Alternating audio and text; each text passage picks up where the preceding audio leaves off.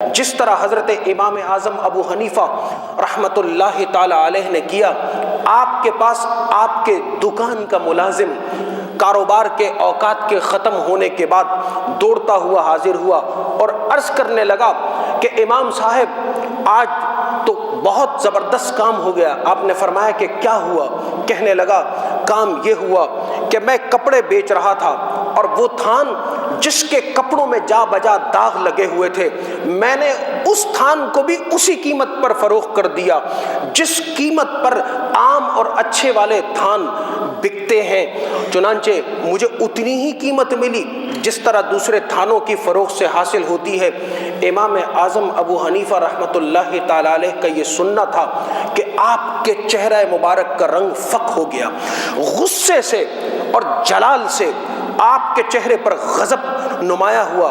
کہنے لگا او اللہ کے بندے، یہ تو نے کیا کر ڈالا؟ تو نے اتنی بڑی خیانت کی ہے۔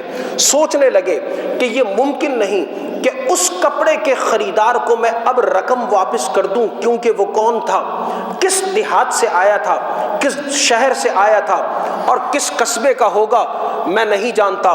سوچتے رہے، اس غلام کو بلایا، کہا کہ وہ پورا تھان تو نے کس رقم اور کتنی رقم میں بیچا؟ اس نے جواب دیا کہ اتنی رقم تھی۔ آپ نے فرمایا کہ فوراً وہ رقم لے جاؤ اور اللہ کی راہ میں صدقہ کر دو، اسے اللہ کے راہ میں لوٹا دو۔ یہ رقم میرے لیے اور تمہارے لیے جائز نہیں۔